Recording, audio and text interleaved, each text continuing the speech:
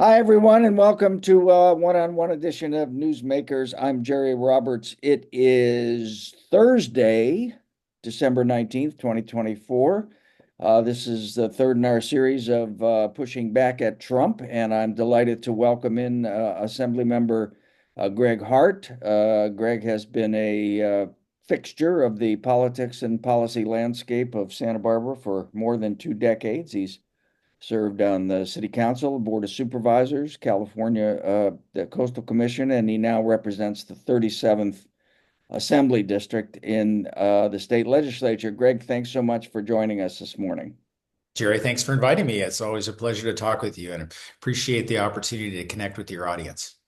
I think the last time we spoke, it was about 12 hours after the election results, and I at least was in a bit of shock. Let's level set a little bit if we could.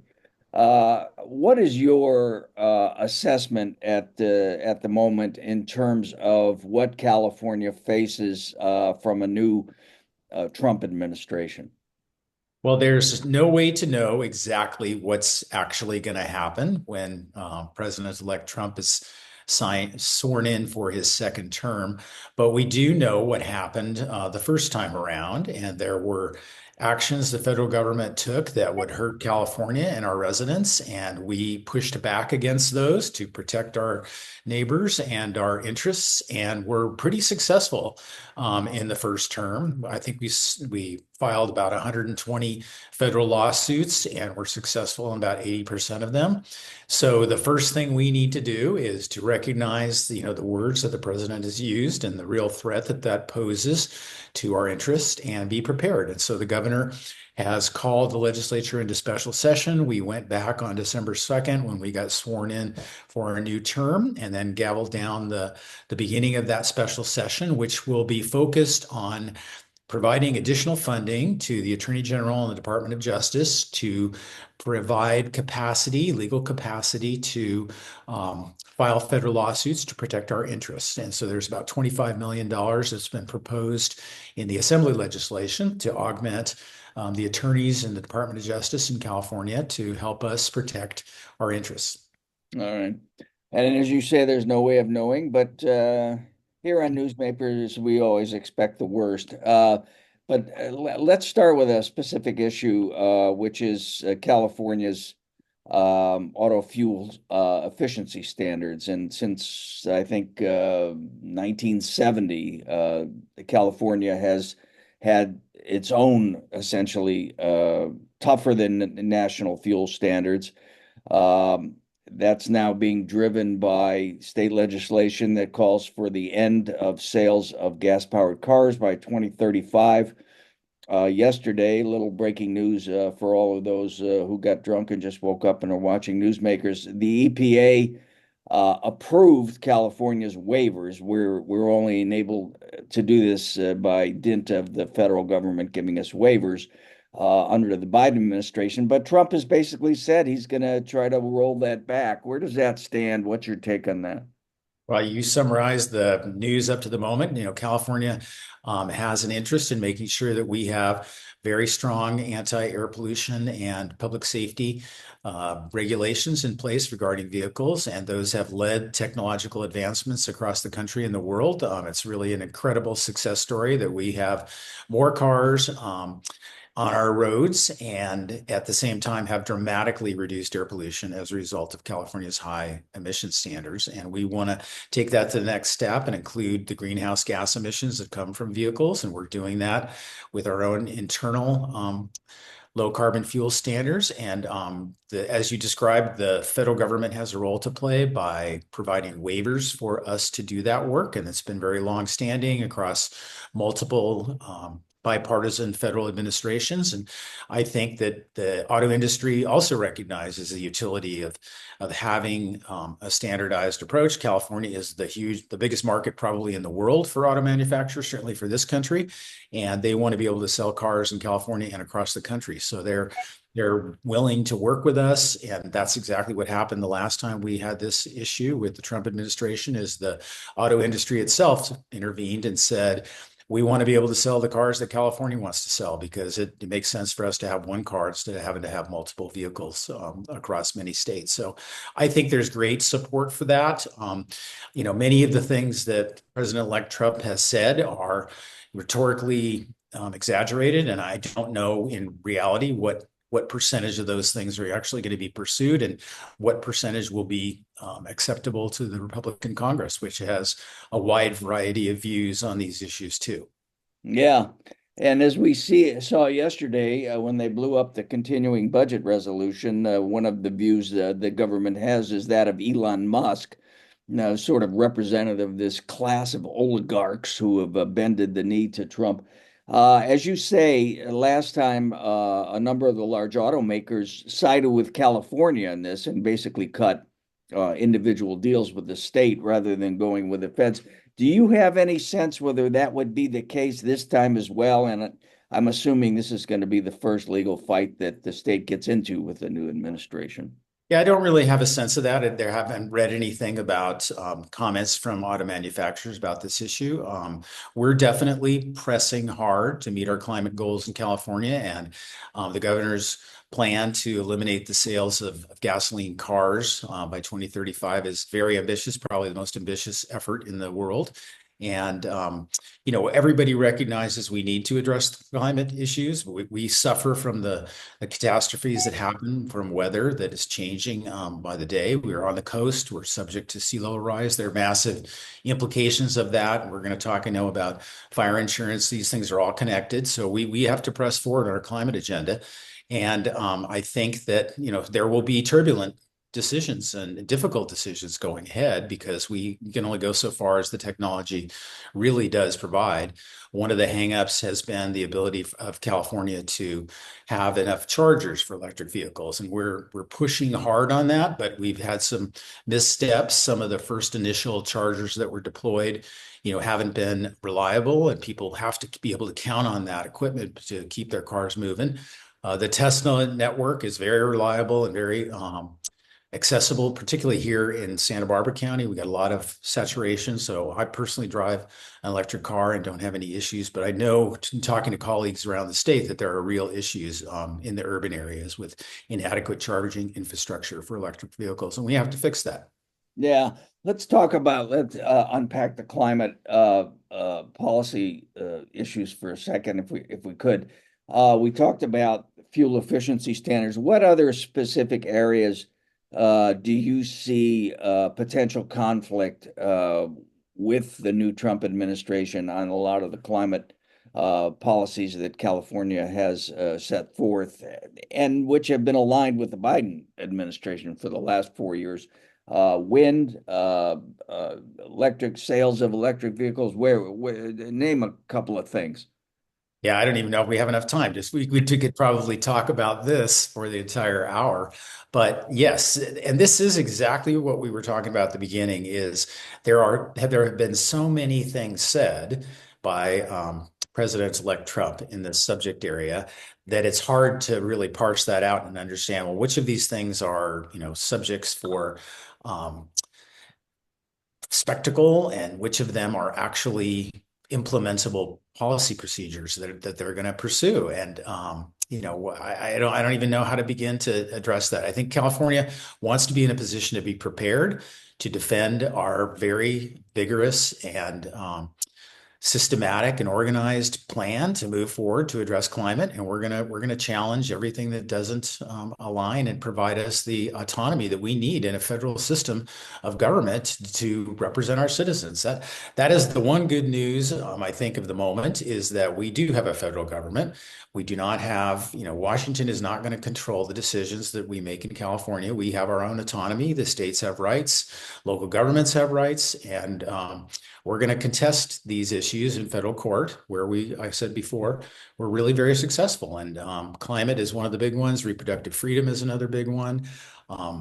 Immigration is an area that's of vital importance to our residents. And these things are complex and require collaboration between the different levels of government. When we're most successful in a very competitive world with other countries that are trying to advance their economies and their people, at our expense. We need to be aligned and we need to be working together. And in that way, I think we are most effective in representing the interest of our residents and improving the quality of life. When we're at odds like we appear to be going to be, that is distracting from our effort, and it is extremely inefficient, and it makes it very difficult to do the big policy decisions that we need to make to protect our communities.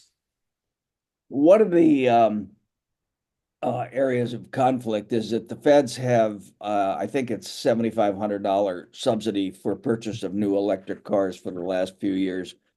Trump has made it or stated that he's going to get that out of the way as well. And the governor has suggested that maybe the state could step in and match that subsidy.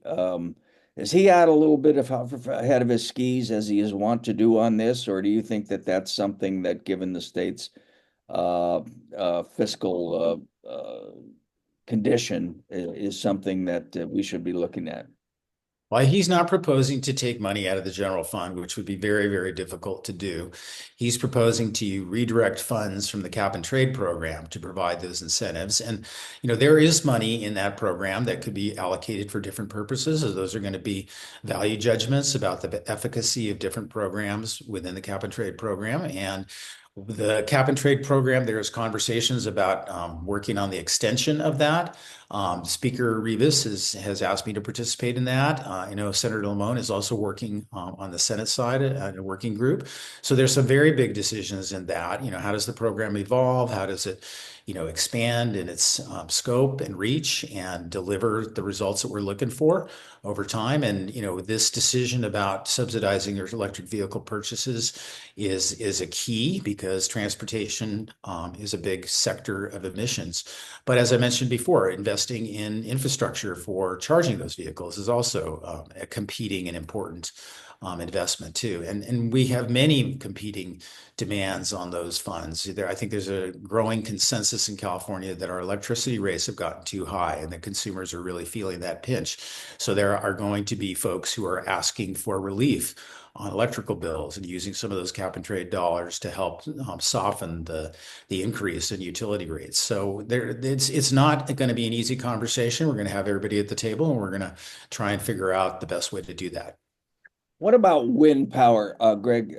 That's been something that the state has been, again, a leader in.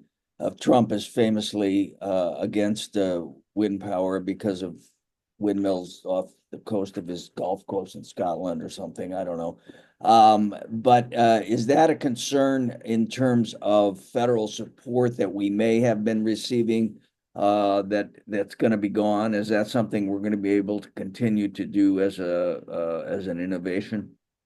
Yeah, that's a really great example of how important it is to have all the government levels aligned, because it is a very expensive, ambitious program that California envisions and that the wind industry would like to provide. But it takes a lot of resources from private industry and a lot of time to make these projects happen.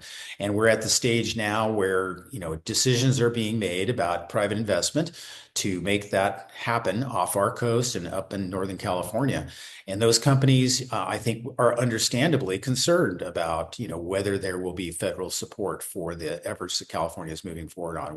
We're aligning all the pieces here in California. We're changing the port infrastructure in our major ports to accommodate, the construction and fabrication of the wind turbines. We're aligning the regulatory processes. We've allowed the state utilities to purchase power from wind power to make sure that there's a marketplace for the wind, so that the investments know that there will be ultimately financial reward for their investment. But all these pieces have to fit together, and they have to fit together, relatively quickly. But even that, it's still going to take probably 10 years at a minimum to make those projects happen. And having a 4-year period of time when we don't have a federal partner, if that is the case, will be very damaging to our ability to deliver those resources on our timetable.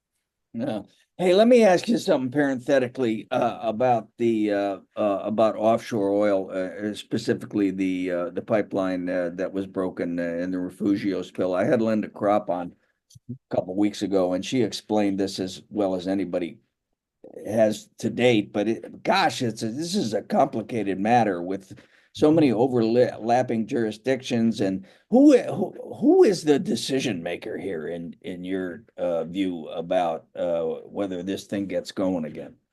That's a great question, and I asked that of the state representatives. Senator Lamone and I have been in a number of conversations with the governor's office, the state fire marshal, folks from the Coastal Commission, State Lands Commission, and our request of the state agencies was to clearly define the regulatory process that Sable has to go through at the state level to get a permit to operate their pipeline. It is not clear now to the public, nor to Senator Lamone and I, exactly how the state agencies interact and how those decisions will be logical and have a public participation element.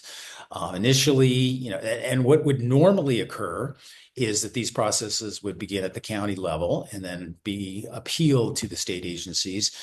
Our circumstances are different because of the settlement that the county of Santa Barbara made with Sable, that basically took the county out of the decision-making process. And so part of the confusion is that we have a new process with the state now where we're the initiator of the permits and the regulatory processes necessary. Unfortunately, one thing I learned yesterday from the fire marshal is that they have made the decision to go ahead and provide and ask the federal government for a waiver for the pipeline. And that was shocking news. It was not what had initially been indicated was going to be their position. They were going to have a public meeting to allow folks to Yeah. speak to that issue. And we were aiming to have that meeting in January, but learned yesterday that the governor's office has changed its mind about that. And I think it's them looking at the whole picture and recognizing that the fire marshal is probably not the most appropriate of the various state agencies that are involved to take public comment and have discretionary authority. They are more of an administrative agency that takes the technical specifications that Sable presents to them. They add conditions to that, and come to a conclusion about whether the pipeline can be repaired, and then they have to get agreement from the federal government for the waiver of the federal standards because the fire marshal apparently believes that the state approach is technically more sound than the federal government regulations. So that was a difficult news to hear. But in the context of knowing that the California Coastal Commission has issued a notice of violation, that they are asserting that they have permit authority, they have told Sable that they have to submit a coastal development permit by a certain date and time. I think they gave them 90 days or so. And when that process begins with Sable's application, the public will be able to access the Coastal Commission directly, and speak on all the issues that local residents are very concerned about. And similarly, the State Lands Commission also has a role to play, and they have a public process, and they will be able to hear from our community about these issues. And both state lands and the Coastal Commission have discretion over these permits.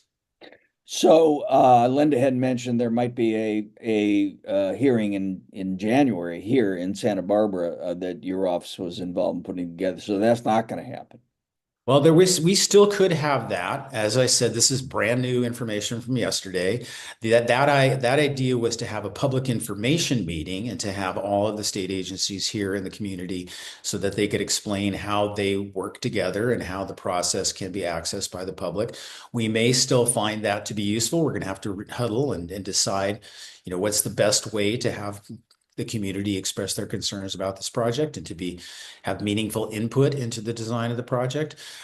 That public information meeting could serve a really valuable communications tool, or we could just rely upon the public hearing process that the Coastal Commission and the State Lands Commissions normally have and will use to make the decisions about this project. So we're going to look to get together with Senator Lamone and I and all the local stakeholders to decide on the best course of action. But the governor's office and the state agencies are still willing to have that public information if we think it's important. Yeah. Okay. And does the fact that that Trump is coming in, uh, that seems like kind of a big deal in terms of the federal waiver. Yeah, I think that the waiver probably will be reviewed by the Biden administration. And I think what the governor's office is communicating is that they don't see the waiver and the fire marshal's approval of the pipeline as being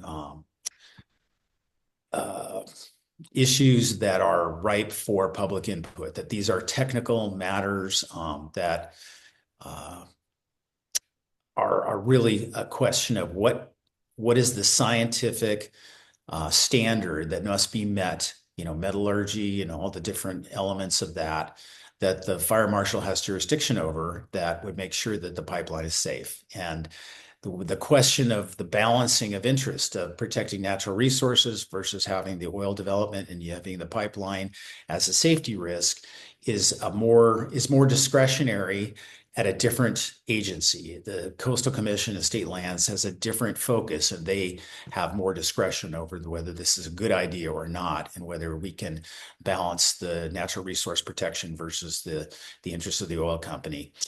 The fire marshal sees its role as more, here are the specifications that the pipeline has to meet in order to be safe to the public. And if the operator can meet those standards, then they will give the waiver and move ahead. And I think that the fire marshal believes that that is the case. All right, you heard it here first. Breaking news on Newsmakers. Hey, thanks for I lurched into that one. Hey, before I leave the energy space, Greg, I do have to ask you. You were the principal assembly author on the Assembly Bill 1X2A something or other. That it's a little bit technical, but basically it's aimed at taking out some of the volatility in gas prices, and by requiring refiners, oil companies that operate refineries in California to have a certain inventory. What's been the short-term effect of that? I know Phillips said they're going to close their refinery. Is that going to affect prices, or how does it affect prices in the larger sense?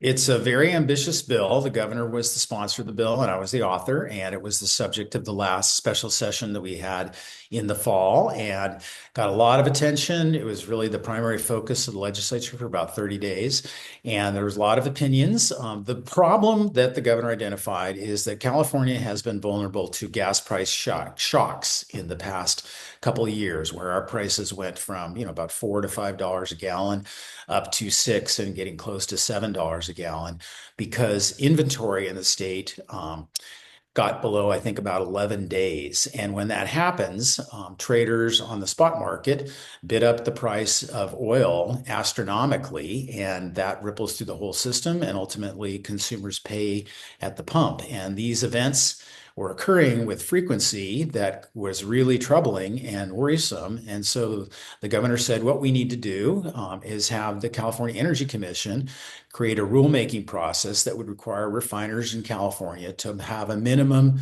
level of inventory. And that proposal got reshaped through the legislative process. I amended the legislation a couple of times to kind of address the concerns of industry and some of the labor organizations that were involved in this discussions, to the point where what we're really looking for is just trying to increase the inventory that exists. We don't have a minimum number of days any longer. We just have any place we can create additional inventory in the system benefits consumers. And it may not be consistent from refinery to refinery, but we're going to have the California Energy Commission really get in detailed discussions with the industry and figure out how we can expand inventory. And that will help us prevent these big gas price shocks, which have an enormous financial impact on California consumers. So far, the bill, is really brand new. Gas prices have been relatively stable. And since that discussion, the Phillips refinery decision, that the company itself said their decision about that refinery had nothing to do with this legislation.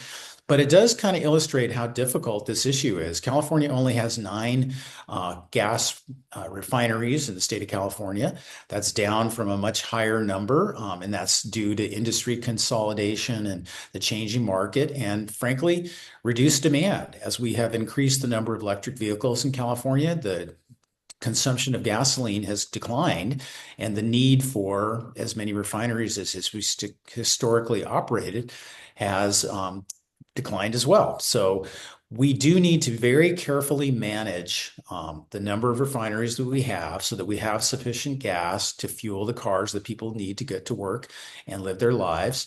And the existing law prior to the passage of this legislation that I carried really severed that responsibility. It was purely a private market decision about inventory supply of gasoline. And I think we're getting to a point as we transition to fossil-free fuels that we're going to have to be collaborating with industry much more carefully to make sure that individual decisions that companies might make to help their bottom line do not unduly hurt California consumers by reducing supply out of alignment from demand. And this is not going to be easy. It's going to require a lot of work and a lot of effort. And I think the two big bills that the legislature has passed in the last couple of years, you know, the legislation I carried, and then the other bill that was previously advocated by the governor, are the first couple steps in having a much closer working relationship with the oil industry to make sure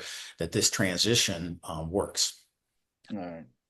All right. Well, on the gas price issue, we're talking about affordability, which, as I read in from my friends in Cal Matters, which everybody should subscribe to if you want to know what's going on in Sacramento.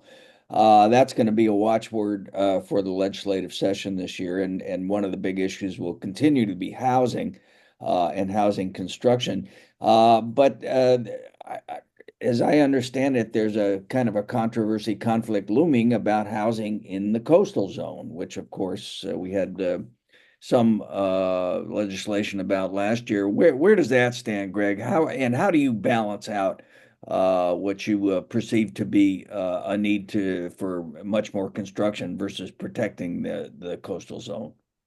Well, I don't see those things in conflict. I think, you know, it all comes down to design and making sure that the projects that are being proposed work in local communities. There's definitely a tension in Sacramento between, I think, folks who advocate for more units everywhere and those of us who represent the Central Coast who say, you know, we definitely need additional housing, but we also need to make sure that whatever's developed fits into the community character and works, you know, in a very different setting than an urban environment. There are a lot of legislators in Sacramento who represent Los Angeles and San Francisco, and they have very different experiences living in urban environments than we do in our less dense Central Coast communities. That was one of the big reasons why we formed the Central Coast Caucus, which composes all the state Senate and Assembly members from Ventura County all the way up to San Benito County. We have about 9 members of that caucus. The caucus was created to raise the visibility of the issues that are different in the Central Coast from the other places in California. And I think we've been pretty successful in doing that. And I think that vehicle, along with the advocacy of all of my colleagues in this space, is helping to shift perceptions about, you know, California is not one monolithic place. We need to be sensitive to the different communities' interests, and housing is a big one. You know, where there's no question we have a crushing, difficult housing market here in Santa Barbara, and we need additional units to reduce the impact on increasing rents and prices. But the way we do that and accomplish that to fit into our fabric of our community might be different than it's going to be done in the Central Valley or certainly in downtown Los Angeles. And that's what Senator Lamone and I and our colleagues are trying to elevate in Sacramento. Yeah, you know, this is where I came in, you know, back in the early 70s when I started reporting and the whole controversy about Sea Ranch, which brought about the California Coastal Act and, you know, overdevelopment on the coast. I mean, how concerned are you that this push for housing is going to kind of overtake concern about environmental protection along the coast? I think there is still strong consensus in the legislature that protecting our environment is a critical California value. I don't think, there's not anybody advocating that we throw out environmental protections to build housing, in a way that would be destructive. I think that the frustration has been that despite significant change in state legislation to push local governments toward approving more housing projects, we're not really seeing much change on the ground. There certainly has not been a groundswell of new construction to the degree that folks were hoping that would address this issue. And sadly, that is consistently the case across the country. And I think what it highlights is how complex the housing market is. The regulatory framework is critical and important and a limiting factor, and we have to address that. But rising interest rates, rising construction costs, rising land costs are also big inputs into the decision And about what. big investors coming in and buying Yeah, property. there's many complicated pieces to it. Just about every public policy question we could talk about has layers of complexity that make it extremely difficult to fix. And it requires everybody putting their heads together and working collaboratively, with serious intent to make progress. And we don't have an answer yet. We have a process that we've begun. And if it takes adjustment to make it better, I want to see that happen. And some of the things that we're doing, may be fruitful and helpful. Some may not be. And we got to be willing to change and adjust and make things better rather than just sticking to an ideological position and then being resistant to change. All right, Greg, you're so generous with your time, but I do want to touch on a couple other things before I let you go. One is you mentioned the insurance crisis earlier, and I'm reading, I guess, in the Chronicle today, two other big insurers are dropping out of the market, at least for certain units in the state. Where does that stand? Is the insurance commissioner's recent moves, you think, enough to protect people here in the district who have been getting canceled left and right? Just level set that for us, if you would. Yeah, I think that it's another very difficult issue because the circumstances are changing under our feet as climate change is increasing the risk of catastrophic events. All of us who've lived here a while recognize that the frequency and severity of these incidents is increasing. It's not just here in Santa Barbara County, it's across the whole state of California.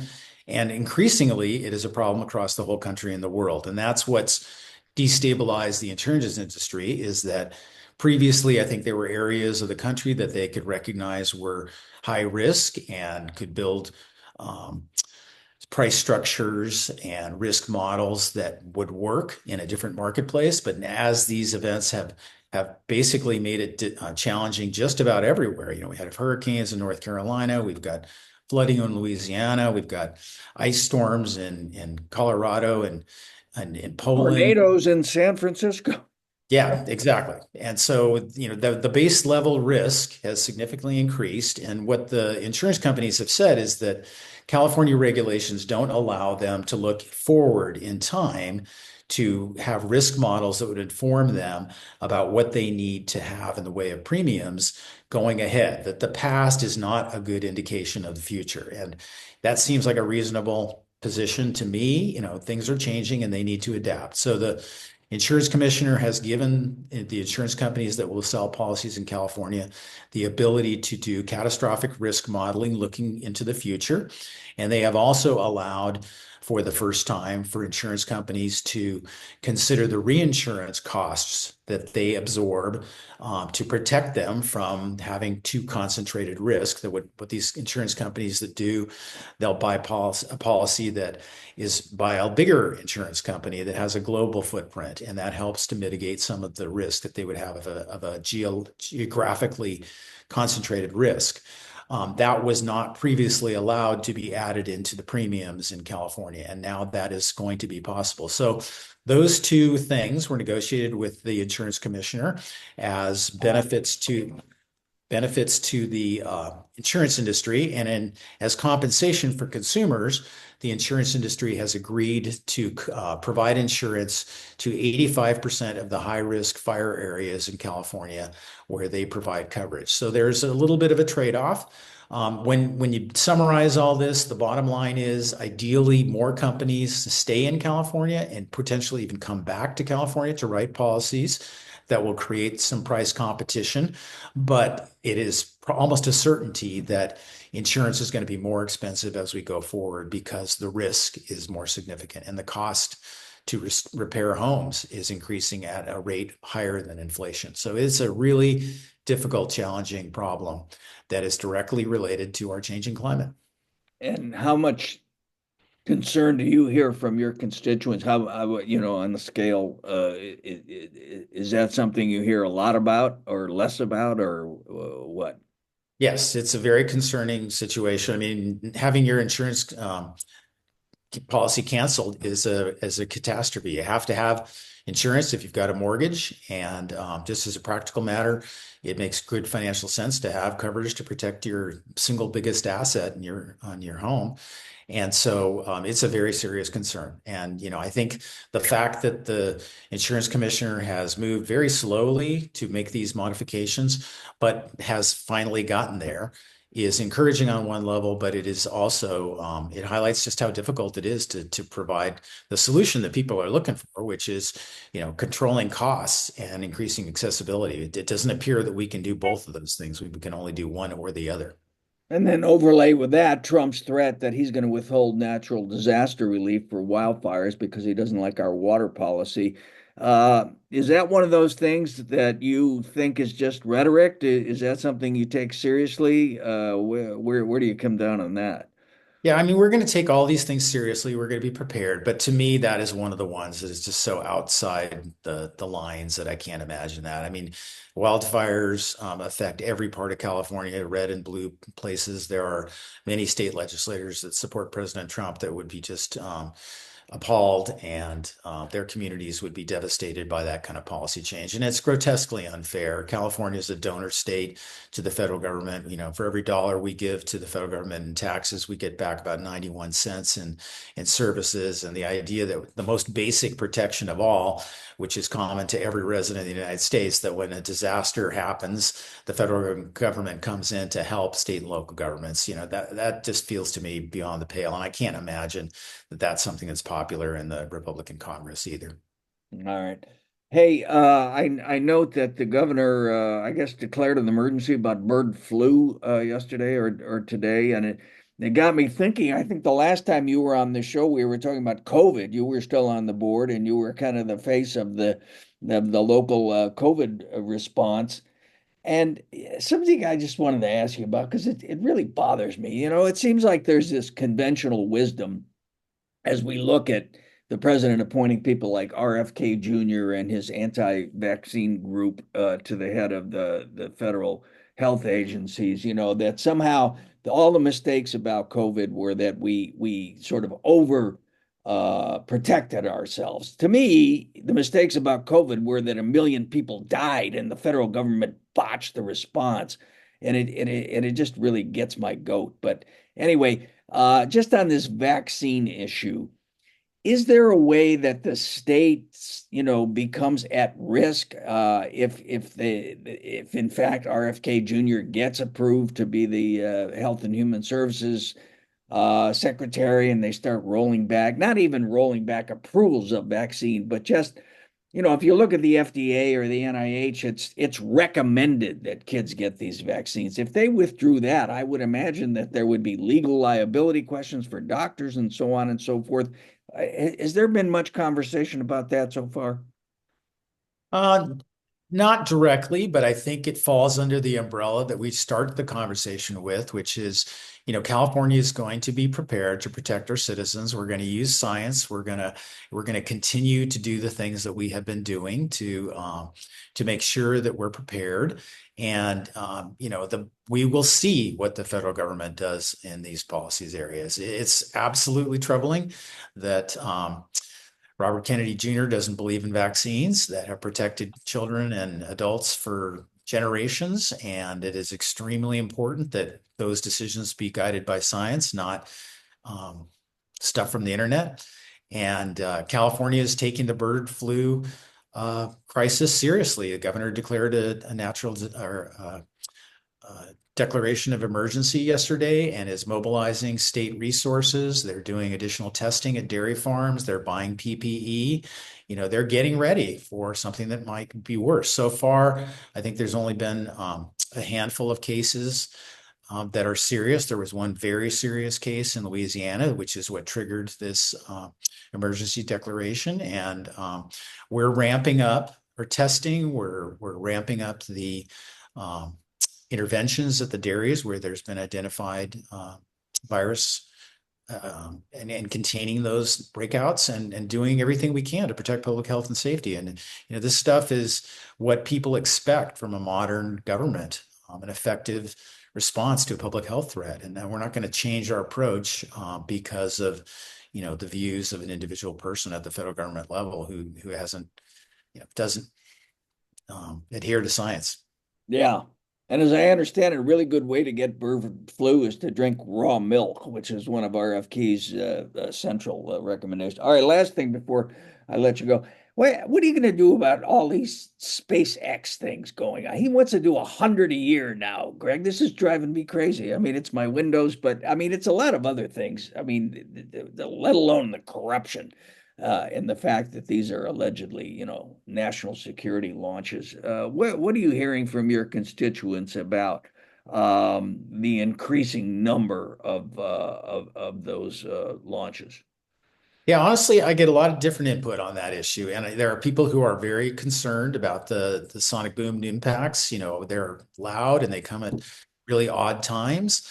I also hear directly from residents of Lompoc and Santa Maria Valleys about the jobs that represents to those communities. So there's a balance that's required to make this. The base has always been a part of our infrastructure and economy in Santa Barbara County. The cadence of these launches is unprecedented. The Coastal Commission has regulatory authority of a sort over the operations at the base, but it's pretty limited. And I think, unfortunately, the most recent hearing that happened at the Coastal Commission, didn't go well. The staff had worked out an agreement with the base personnel on a mitigation package that would increase investment in monitoring of the impacts from the launches. And the Coastal Commission members themselves didn't agree to that package of mitigation measures, and said some pretty unfiltered things in that hearing. And as a result, there's a lawsuit that's contesting that decision, and the federal government's going ahead with the level of launches that they had asked for at that point, and are asking for increased number of launches. And so we're going to go back to the Coastal Commission again. And I just hope that cooler heads prevail and that we get an agreement on exactly what we can do to make sure that we understand the science involved in these additional launches and what the consequences of those are and the impacts. And that, I think there is a willingness to find agreement on what we would do to mitigate those things. But so far, and the politics has gotten in the way of good administration. So hopefully that'll course correct. All right. You're the most reasonable man in the world. I have to say they should do a beer commercial about you or something. All right. Hey, Gregg Hart, Assembly member for the 37th District. Thank you so much for taking the time to speak with us. There's so much more we could talk about, and I'm sure we'll check in as we get into him actually doing things instead of saying them and see what happens. But Assembly member, thanks so much for your time and good luck in the upcoming session. Thank you, Jerry. I appreciate it. It's always a pleasure chatting with you. And I really value what you do for our community.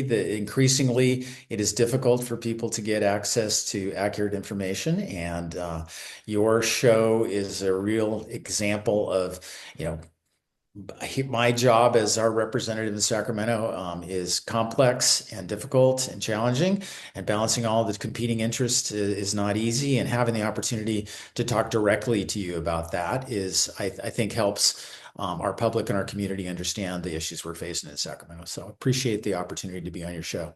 All right. Thanks, man. Happy holidays to you. You too. Bye bye. Bye bye.